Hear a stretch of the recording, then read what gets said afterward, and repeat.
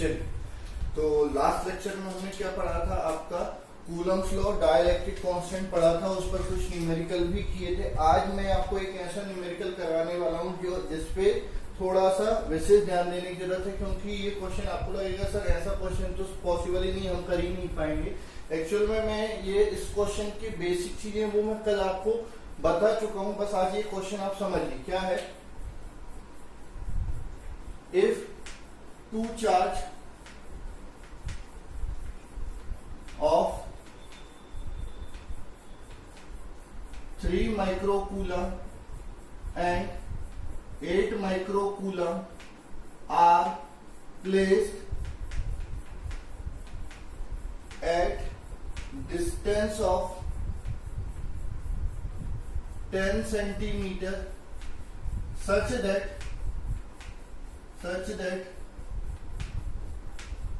4 centimeter of this distance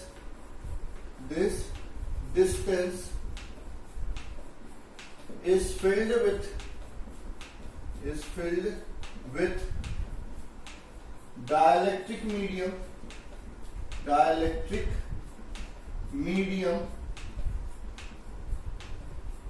of dielectric constant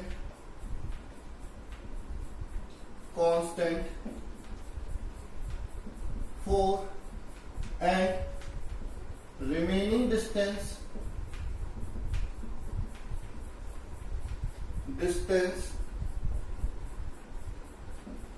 is filled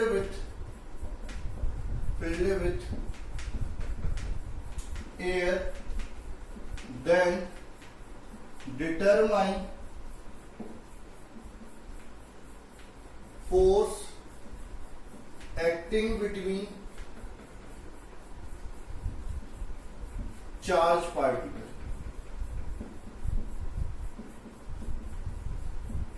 ठीक है, तो क्वेश्चन आपके सामने बहुत सिंपल क्वेश्चन है। सर बच्चे बोलेंगे नहीं सर कहाँ सिंपल क्वेश्चन है, आप पहले क्वेश्चन समझो तो सही, समझाओ तो सही। बिल्कुल समझा रहे हैं, कोई बड़ी बात नहीं है। आप समझिए क्या है।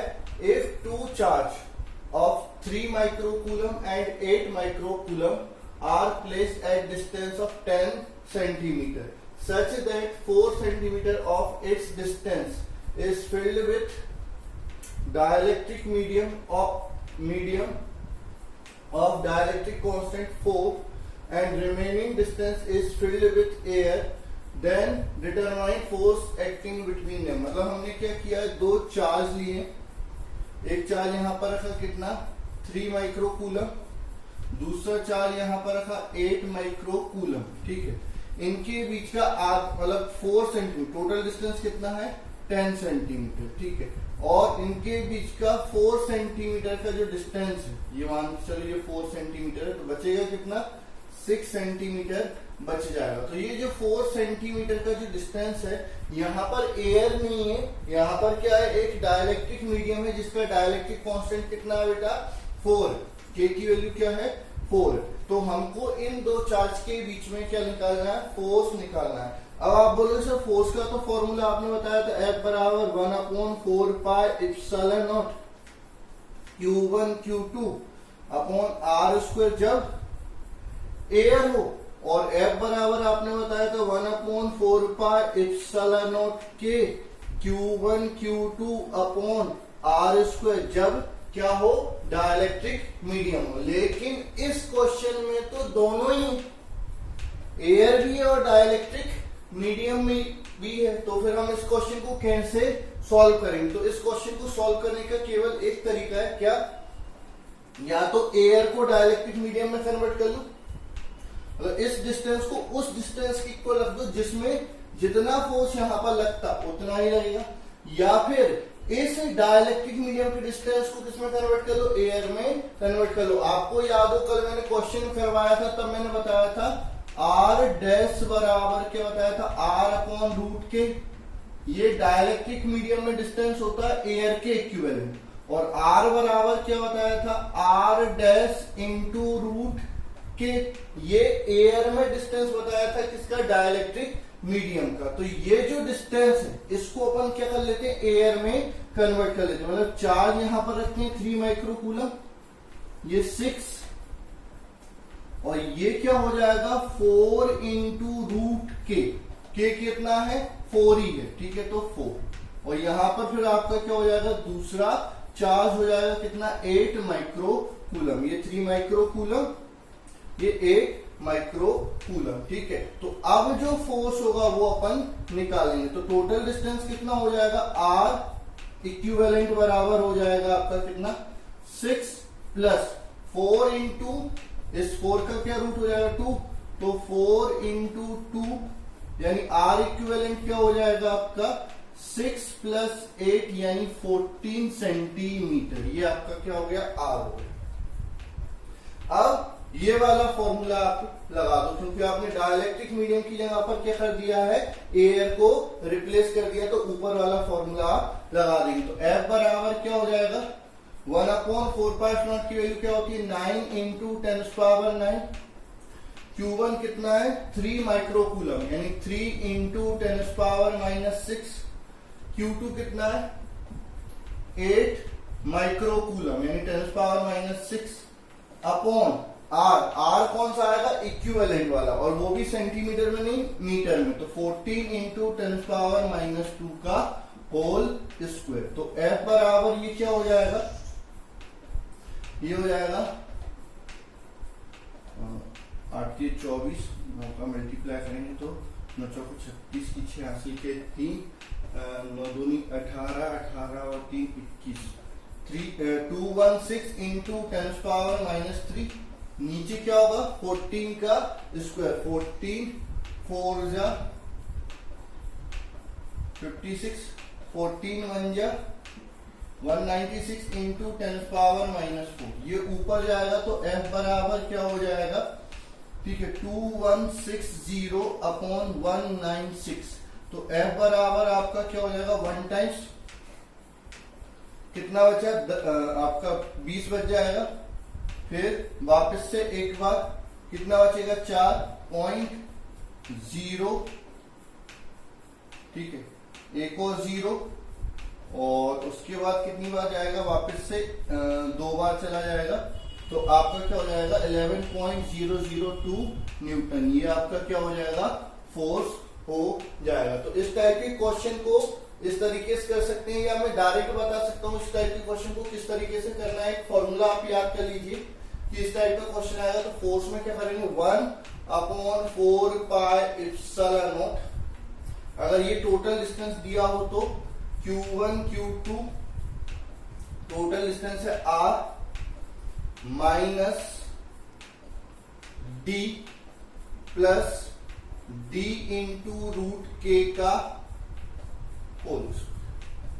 इस फॉर्मूले से आप क्या करेंगे, इस क्वेश्चन को सॉल्व कर लेंगे, डायरेक्ट ये फॉर्मूला लगेगा।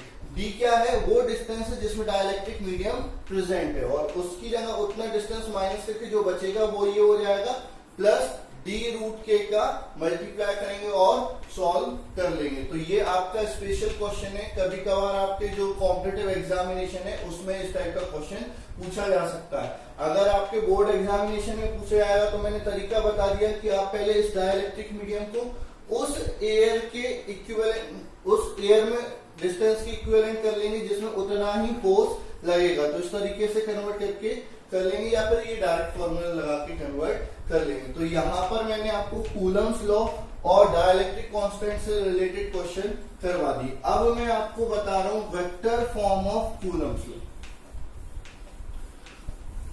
अगला टॉपिक है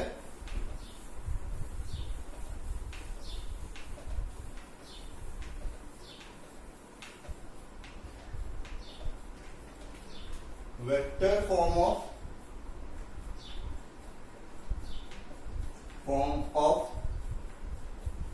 Coulomb's law. Vector form of Coulomb's law, ठीक है। तो अपन बात करते हैं कि let two charge Q1 and Q2 are placed at 2 point 2 point A and B such that their position vector are R1 and R2 vector respectively. Then force acting on Q. ठीक, तो आपका अगर मैं वेक्टर में बनाऊं तो ये आपका 3 डायमेंशनल स्पेस है, ठीक है, ये एक्स एक्सिस, ये वाई एक्सिस, ये आपका ओरिजिन हो गया, ये पॉइंट आपका ले लिया ए, इसका जो पोजीशन वेक्टर है वो क्या है आपका R1 वेक्टर है, यहां पर मैंने क्या रख दिया चार्ज Q1 रख दिया, ठीक है। दूसरा मैंने चार्ज यहां पर ले लिया Q2 ले लिया, ठीक है, इसका पोजीशन वेक्टर क्या हो जाएगा R2 वेक्टर हो जाएगा। इन दोनों का जो डिस्टेंस होगा वो होगा R12 वेक्टर और इसकी डायरेक्शन क्या होगी इधर हो जाएगी, ठीक है। अब मेरे को क्या निकालना है, फोर्स निकालना है किस पर, Q2 पर, ये पॉइंट बी है, Q2 पर निकालना है किसके कारण, Q1 के कारण, ठीक है। तो आपका bye Coulomb's law F21 vector 2 पर 1 के कारण फोर्स निकालना है, तो F21 वेक्टर बराबर क्या होगा, तो वैल्यू क्या होती है फोर्स की कूलम्स लॉ से 1/4 pi epsilon naught Q1 Q2 upon distance कितना है R12, दोनों के बीच का जो डिस्टेंस है R12 वेक्टर के मॉड का स्क्वायर। अच्छा, डायरेक्शन चाहिए। अब आपको मैंने बताया था कि जो आपका इलेक्ट्रोस्टैटिक फोर्स होता है वो कैसा फोर्स होता है, सेंट्रल फोर्स होता है। सेंट्रल फोर्स होता है मतलब इसकी जो डायरेक्शन होगी दोनों चार्ज को जोड़ने वाली लाइन के अलोंग होगी, ठीक है। अगर ये लाइक चार्ज है, मान के चलो दोनों पॉजिटिव है, तो रिपल्शन होगा, तो ये फोर्स कहां पर लगेगा, इधर लगेगा। तो जो फोर्स की डायरेक्शन होगी वो R12 के वेक्टर की डायरेक्शन में ही होगी। तो यहाँ पर डायरेक्शन के लिए यूनिट वेक्टर का मल्टीप्लाई करते हैं और वो यूनिट वेक्टर कौन सा हो जाएगा, R12 वेक्टर का यूनिट वेक्टर, ठीक है। अच्छा, वेयर R12 कैप बराबर क्या हो जाएगा, R12 vector upon magnitude of R12 vector, ठीक है। ये वैल्यू यहां पर रख दो, तो F21 वेक्टर बराबर क्या हो जाएगा 1/4 pi epsilon naught Q1 Q2 upon magnitude of R12 vector का square into R12 cap, sorry cap की जगह पर क्या आ जाएगा R12 vector divided by R12 vector के मॉड, ठीक है। इसको और सिंप्लीफाई करेंगे तो F21 वेक्टर बराबर क्या हो जाएगा 1/4 पाई एप्सिलॉन नॉट, यहां पर क्या आएगा Q1 Q2, नीचे क्या हो जाएगा मैग्नीट्यूड ऑफ R12 वेक्टर का क्यूब, और यहां पर क्या हो जाएगा R12 वेक्टर, ठीक है। तो सर हमको तो आपने इस जो थ्योरी दी थी उसमें R12 वेक्टर दिया ही नहीं, आपने तो R1 वेक्टर और R2 वेक्टर दिया था, ठीक है। तो हम क्या करते हैं, by triangle law of vector addition, अगर आपने 11th क्लास में फिजिक्स में बेसिक कंसेप्ट ऑफ मैथमेटिक्स पढ़ा है अच्छे से तो आपको ये आता है, नहीं आता है तो मैथमेटिक्स वाले बच्चे 12th में पढ़ लेंगे, लेकिन अगर फिर भी नहीं आता है तो मैं समझा देता हूं कि अगर triangle law of vector addition क्या बोलता है, ठीक है। तो according to this law, if two vector are represented by two side of triangle both in magnitude and direction, then the third side of triangle in opposite order will represent the sum of both vector। क्या बोल रहे हैं, मतलब कि अगर दो vector को triangle की दो साइड से रिप्रेजेंट करते हैं जिस ऐसे कि उनका ऑर्डर सेम हो और वो दो वेक्टर के मैग्नीट्यूड और डायरेक्शन को रिप्रेजेंट कर रहे हैं, तो जो तीसरी साइड होगी वो दोनों वेक्टर के सम को डिनोट करेगी, मतलब एक वेक्टर ये रहा, एक वेक्टर ये रहा, इनका ऑर्डर सेम है, तो जो क्लोजिंग साइड होगी अपोजिट ऑर्डर में वो इन दोनों के सम को रिप्रेजेंट करेगी। तो by triangle law of vector addition क्या मिलेगा आपको, R2 वेक्टर बराबर R1 vector plus R12 vector. तो यहां से क्या हो जाएगा, R12 वेक्टर बराबर R2 vector minus R1 vector. तो ये वैल्यू यहां पर रख दो, तो ये हो जाएगा F21 वेक्टर बराबर 1/4 pi epsilon naught Q1 Q2 upon magnitude of R2 vector minus R1 vector का Q into R2 vector minus R1 vector. ये आपका फोर्स हो जाएगा सेकंड चार्ज पर फर्स्ट के कारण। सिमिलरली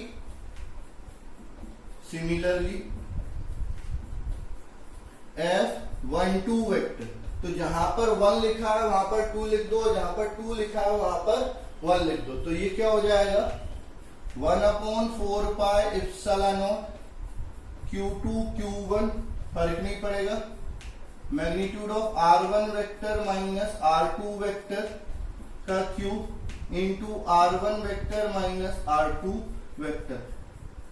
ठीक है, ये तो मैग्नीट्यूड में इसलिए साइन चेंज का कोई फर्क नहीं पड़ेगा, लेकिन यहां पर साइन चेंज का फर्क पड़ रहा है। तो यहां से क्या रिस्पॉन्स निकलेगा, F12 वेक्टर बराबर क्या हो जाएगा माइनस ऑफ F21 वेक्टर। ठीक है, मतलब ये आपका शो कर रहा है कि ये आपका म्यूचुअल फोर्स होता है। तो ये आपका क्या हो गया, vector form of Coulomb's law हो गया। वैसे तो आपका बोर्ड क्लासेस में इसके पूछे जाने का चांस बहुत कम रहता है, लेकिन कॉम्पिटिटिव एग्जाम में इस पर क्वेश्चन आते हैं। ठीक है, क्वेश्चन कैसे आते हैं, आपको क्या करेंगे, चार्ज की पोजीशन दे देंगे कोऑर्डिनेट के टर्म में और उनके बीच में फोर्स पूछ लेंगे। ठीक है, अगर केवल फोर्स पूछा है तो आप क्या कर सकते हो, डायरेक्ट डिस्टेंस फॉर्मूला से डिस्टेंस निकाल के मैग्नीट्यूड के टर्म में आप फोर्स निकाल सकते हो। लेकिन अगर फोर्स वेक्टर फॉर्म में पूछा जाएगा तो फिर आपको यही वाला फॉर्मूला लगाना पड़ेगा। तो ये आपका होता है vector form of Coulomb's law. ये अपने आप में एक इंपॉर्टेंट टॉपिक है।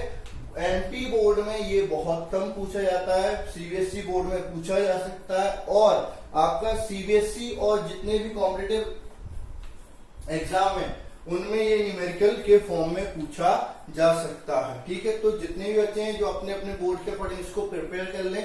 अगर एमपी बोर्ड है तो आप इसको अवॉइड भी कर सकते हैं, लेकिन किसी चीज को अवॉइड करना किसी बात का सॉल्यूशन नहीं होता है, तो आप इसकी प्रैक्टिस कर सकते हैं। ठीक है, बाकी जितने भी बोर्ड हैं, चाहे आपका एमपी बोर्ड सीबीएसई बोर्ड हो या फिर आप कॉम्पिटिटिव एग्जाम के लिए तैयारी कर रहे हैं, ये अपने आप में एक इंपॉर्टेंट टॉपिक है, तो इसको अच्छे से प्रिपेयर कर लें। ठीक है, अब इस पर न्यूमेरिकल किस तरीके से पूछा जाता है मैं वो आपको बता देता हूं। ठीक है, आपको अगर सिंपल पूछा जाएगा वो भी बता दूंगा, और अगर आपका वेक्टर फॉर्म पूछा जाएगा तो भी मैं बता दूंगा। ठीक है,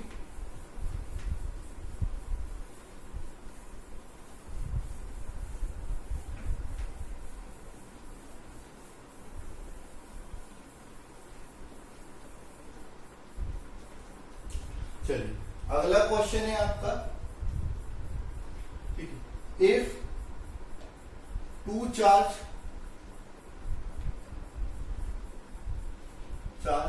of 4 microcoulomb and 5 microcoulomb are placed at point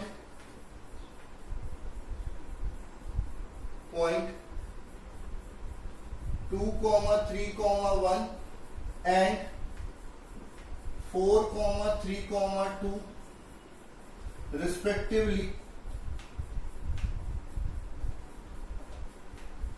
where distance are in centimeter, then determine force acting on 5 coulomb charge. ठीक है, आपको सिंपल सा क्वेश्चन दे दिया, 2 चार्ज दे दिए, एक 4 माइक्रोकूलम का है, एक 3 माइक्रोकूलम का, दोनों की पोजीशन दे दी है। ठीक है, और डिस्टेंस किस में दी है, सेंटीमीटर में दी है। आपको क्या निकालना है, 5 माइक्रोकूलम चार्ज पर लगने वाला फोर्स निकालना। तो ये क्वेश्चन आपको यहाँ पर वेक्टर फॉर्म नहीं पूछा गया, तो आप सिंपली कर सकते हैं क्या, Q1 आपको दिया है कितना 4 माइक्रो कूलम, यानी आपका 4 इंटू 10⁻⁻6 कूलम। Q2 दिया आपका 5 माइक्रो कूलम, यानी 5 इंटू 10⁻⁻6 कूलम। ठीक है, D नहीं दिया, लेकिन D हम निकाल सकते हैं किससे, डिस्टेंस फॉर्मूले से। तो D आपका क्या हो जाएगा, रूट में x2 माइनस x1 का whole square plus y2 minus y1 का whole square plus z2 minus z1 का होल स्क्वायर। ठीक है, तो ये हो जाएगा रूट में, तो ये क्या हो जाएगा 4 माइनस 2 2 का स्क्वायर प्लस 3 माइनस 3 यानी 0 का स्क्वायर प्लस 2 माइनस 1 यानी 1 का स्क्वायर। तो D बराबर आपका क्या हो जाएगा, सॉल्व करेंगे तो आपका 4 प्लस 0 प्लस 1 सेंटीमीटर, यानी आपका रूट 5 सेंटीमीटर। ठीक है, तो इसको रूट 5 इंटू 10⁻⁻2 मीटर भी लिख सकते हैं। तो डिस्टेंस होगा, फोर्स निकालना तो F फोर्स का जो फॉर्मूला होता है कूलम्स लॉ से क्या होता है 1/4πε0 Q1 Q2 अपॉन D का स्क्वायर या R का स्क्वायर। ठीक है, तो F बराबर क्या हो जाएगा 9 into 10⁻9 into 4 into 10⁻6 into 5 into 10⁻6 upon में क्या हो जाएगा, इसका स्क्वायर करेंगे तो 5 इंटू 10⁻4, 5 से 5 कैंसिल। F बराबर 36 इंटू 10⁻9 माइनस 12 प्लस 4, तो F बराबर 360 न्यूटन। ये आपका क्या हो जाएगा, फोर्स हो जाएगा। इसमें आपका सिंपल तरीके से मैंने क्वेश्चन कर दिया, जिसमें आपको डिस्टेंस फॉर्मूला यूज करना पड़ा था। लेकिन अगर मैं यहां पर क्वेश्चन थोड़ा सा चेंज करता, determine force acting on 5 micro coulomb charge in vector form, तो फिर मैं इससे काम नहीं चला सकता था। वेक्टर फॉर्म निकालने के लिए मेरे को वही वाला फॉर्मूला लगाना पड़ेगा जो मैंने आपको बताया है। ठीक है, उसके लिए आपको क्या चाहिए, R1 वेक्टर चाहिए, R2 वेक्टर चाहिए। ठीक है, तो क्वेश्चन अपन कर लेते हैं। क्या है, Q1 दिया है आपको कितना 4 माइक्रो कूलम। ठीक है, यानी 4 इंटू 10⁻6 कूलम। Q2 दिया आपका 5 माइक्रो कूलम, यानी 5 इंटू 10⁻6 कूलम। R1 वेक्टर दिया है कितना 2i cap plus 3j cap plus k cap. R2 vector दिया आपका 4i cap plus 3j cap plus 2k cap. तो आपका R2 vector minus R1 vector क्या हो जाएगा, आपका इसमें से इसको हटा देंगे तो 2i cap plus k cap. ठीक है, ये आपका R2 vector minus R1 vector हो जाएगा। अब आपसे क्या पूछा, F21 वेक्टर पूछा, तो ये हो जाएगा 1/4πε0। ठीक, 4 into Q1 vector, so Q1 Q2 upon magnitude of R2 vector minus R1 vector का क्यूब। यहां पर क्या हो जाएगा R2 vector minus R1 vector. ठीक है, ये आपका सेंटीमीटर में है, तो यहां पर आपको सेंटीमीटर लिखना पड़ेगा। ठीक है, तो F21 वेक्टर बराबर ये हो जाएगा 9 into 10⁻9 into 4 into 10⁻6 into 5 into 10⁻6। ये हो जाएगा आपका क्या 2i cap plus k cap into 10⁻2 centimetre को मीटर में कन्वर्ट कर दिया, अपॉन में ये क्या हो जाएगा इसका मैग्नीट्यूड। तो मैग्नीट्यूड क्या होता है रूट में 2 का स्क्वायर इन 4 प्लस 1 का स्क्वायर 1 का क्यूब। ठीक है, तो ये हो जाएगा F21 वेक्टर बराबर 36 और यहाँ पर क्यूब में 10 इसका क्यूब इंटू 10⁻⁻2 की पावर 3, ये भी आपको लेना पड़ेगा। तो ऊपर क्या हो जाएगा 36 इंटू 10⁻⁹ -12 इंटू 5 इंटू 2 आई कैप प्लस के कैप इंटू 10⁻⁻2। नीचे क्या हो जाएगा √5 को क्यूब तो 5√5 इंटू 10⁻⁻6। ठीक है, अब 5 से 5 कैंसिल हो जाएगा। ठीक है, उसके बाद अपन क्या करते हैं, इसको और सॉल्व करेंगे तो आपका ये पावर ऊपर जाके क्या हो जाएगा प्लस में -3 -2 -5 ये 10 हो जाएगा। तो F21 वेक्टर बराबर क्या हो जाएगा 36 इंटू 10 अपॉन √5 2 आई कैप प्लस के कैप। ठीक है, तो F21 वेक्टर बराबर ये हो जाएगा 360 अपॉन √5, यहां पर 2 आई कैप प्लस के कैप न्यूटन में हो जाएगा। अंदर चाहो तो अंदर भी मल्टीप्लाई कर सकते हो। इसका मैग्नीट्यूड निकालना है तो ये तो एज इट इज रहेगा, केवल इसके मैग्नीट्यूड से मल्टीप्लाई कर देना। तो आपका मैग्नीट्यूड ऑफ F21 वेक्टर बराबर क्या हो जाएगा 360 अपॉन √5 इंटू इसका मैग्नीट्यूड, तो इसका मैग्नीट्यूड क्या हो जाएगा √5 न्यूटन। तो इससे ये कैंसिल, F21 वेक्टर का मैग्नीट्यूड क्या हो जाएगा 360 न्यूटन। तो वेक्टर फॉर्म ये हो गया। इसको अंदर मल्टीप्लाई करके भी कई लोग क्या करते हैं, सॉल्व कर सकते हैं, बाकी ये भी हो गया। तो अगर वेक्टर फॉर्म में पूछा जाएगा तो आपको इस तरीके से सॉल्व करना पड़ेगा। हाँ, एक चीज और याद रखनी है, अगर आप फॉर्मूला याद रख रहे हैं तो यहाँ पर जो चार्ज आएगा वो उसके साइन के साथ आएगा। मतलब अगर पॉजिटिव है तो पॉजिटिव लिखना है, नेगेटिव है तो नेगेटिव लिखना है, अगर वेक्टर फॉर्म में लिख रहे हैं तो। और नहीं तो मैग्नीट्यूड निकालना है तो वहां पर चार्ज का साइन नहीं रखते, फिर अपन को डायरेक्शन के अकॉर्डिंग उसको सॉल्व करना रहता है। तो ये आपका क्या हो गया vector form of Coulomb's law हो गया। ठीक है, अब इसके बाद अपन बात करते हैं प्रिंसिपल ऑफ सुपरपोजिशन की बात।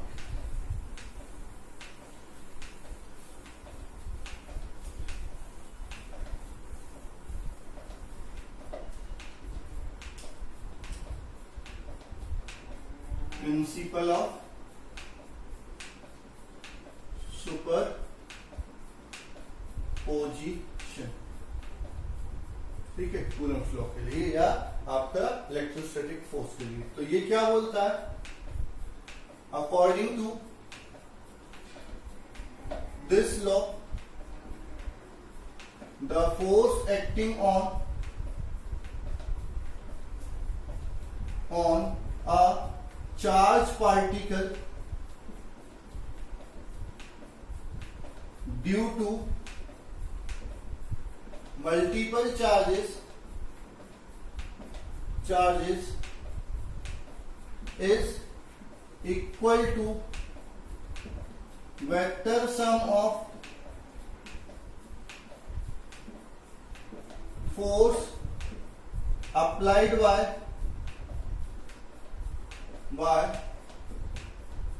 Individual charges. ठीक है, मतलब क्या है, किसी एक चार्ज पर बहुत सारे चार्ज के कारण अपन क्या निकालना चाहते हैं, फोर्स निकालना चाहते हैं। तो कुछ नहीं करना, आपको हर एक चार्ज के कारण उस चार्ज पर लगने वाला फोर्स निकालना है और सबका कौन सा सम करना, वेक्टर सम करना। वेक्टर सम आप ऑलरेडी 11th में मैंने आपको बताया, triangle law of vector addition बताया, पैरेललोग्राम लॉ बताया, उसके अलावा आपको डायरेक्ट फॉर्मूला बताया 2 वेक्टर के लिए, और 2 से ज्यादा अगर वेक्टर होते हैं तो आप रिजॉल्व करके उनका रिजल्टेंट निकाल सकते हैं। अगर आपको नहीं आता है तो आप मेरे को बता देना कमेंट करके, जिसको भी नहीं आता मैं उसके लिए वेक्टर का वो भी क्लास डाल दूंगा और यहाँ पर क्वेश्चन करेंगे तो आप काफी हद तक समझ भी जाएंगे। ठीक है, तो अभी ये जो लॉ बोल रहा है इसमें क्या बोल रहा है कि आपका एक चार्ज पर बहुत सारे चार्ज के कारण लगने वाला फोर्स निकालना। मतलब यहाँ पर अपन ने चार्ज लिया Q0,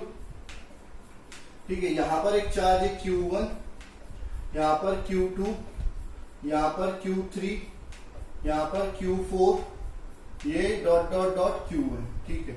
इससे इसकी जो डिस्टेंस है वो R1, R2, R3, R4 और Rn, ठीक है।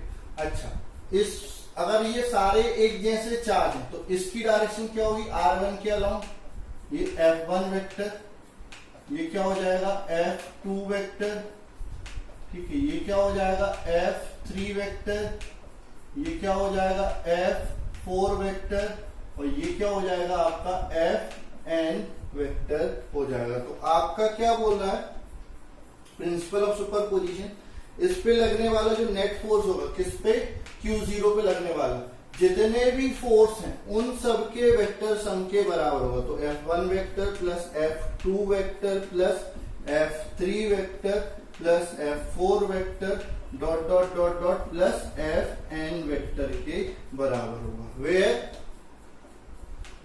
F1 वेक्टर कितना होता है, 1/4 pi epsilon naught Q1 Q0 upon R1 का स्क्वायर R1 का क्या, भाई वेक्टर फॉर्म है तो यूनिट वेक्टर का मल्टीप्लाई करना पड़ेगा। Q1 Q0 डिस्टेंस R1 का स्क्वायर, डायरेक्शन के लिए R1 का कैप। अगर वेक्टर फॉर्म में ऐसा नहीं है तो आप क्या करते हैं, यहाँ पर 2 का रिजल्टेंट, फिर तीसरे का, फिर चौथे का, या कंपोनेंट में रिजॉल्व करके कर सकते हैं। वैसे ये जो फॉर्मूला लिख रहा हूँ ये न्यूमेरिकल में यूज नहीं होता है।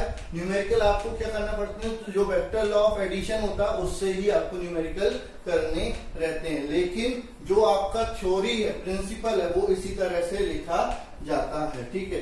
आपका F2 वेक्टर क्या हो जाएगा, 1/4 pi epsilon not Q2 Q0 upon R2 का स्क्वायर R2 का कैप। F3 वेक्टर बराबर 1/4 pi epsilon not Q3 Q0 upon R3 का स्क्वायर R3 का कैप, ठीक है। ये इक्वेशन फर्स्ट हो गई।